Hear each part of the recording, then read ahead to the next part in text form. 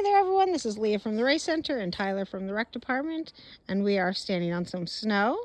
And what do you We are got? standing on some snow, and we could be jumping on the snow if we wanted to, because sometimes on the snow, if you look closely, we are not going to see any right now, but it would be amazing if there were a bunch of little black critters bouncing around here.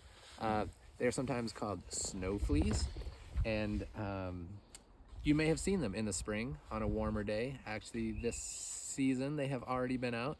Hopefully, we won't see them for a few days because we've got a big storm coming, which snow.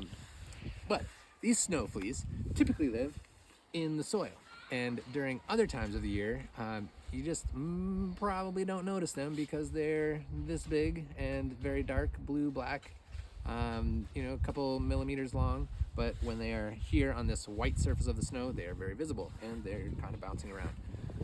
However, they are, despite being called snow fleas, they are neither snow nor fleas. In fact, they are not even insects. They are a type of animal called a springtail.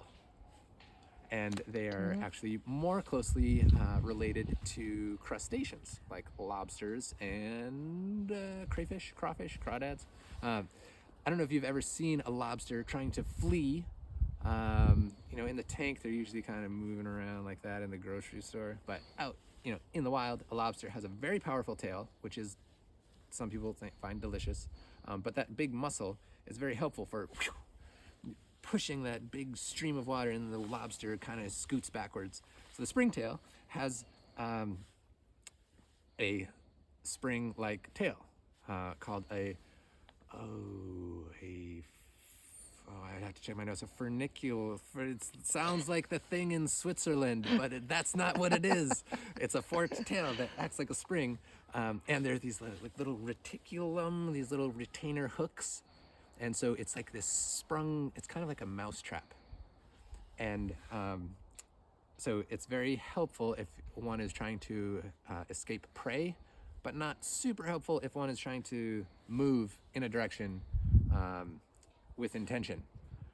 So it's like setting a mouse trap upside down and then releasing it, and then it just boom, doesn't know where it's gonna go. But that is not the only cool thing about them. So that if they were the size of a human, they would be able to jump over any building in Manhattan. So pretty good jumps.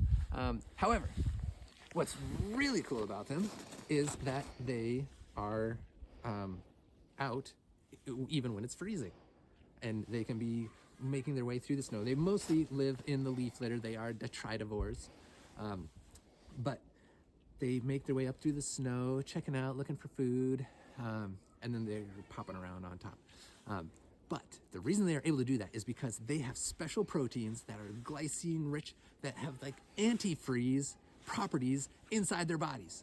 And so when ice starts to form, they have this like little special protein that forms a barrier, so that it makes it so that more ice can't form inside their body and they can continue to move around.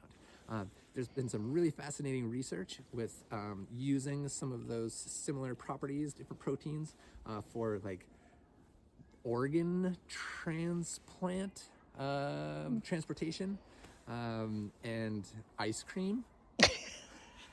Just amazing things from these snow fleas, from the protein in the snow fleas. They are so fascinating. There's so much to say. But I mentioned that they are detritivores, which means like our friends, the water bears, the little Right. tardigrades. So they eat microscopic things and little stuff down there. And so they really help plants because they break down that stuff, make the nutrients available to the plant. However, they also provide nutrients to the plant in another way, which we will discuss in a moment. Keep us hanging.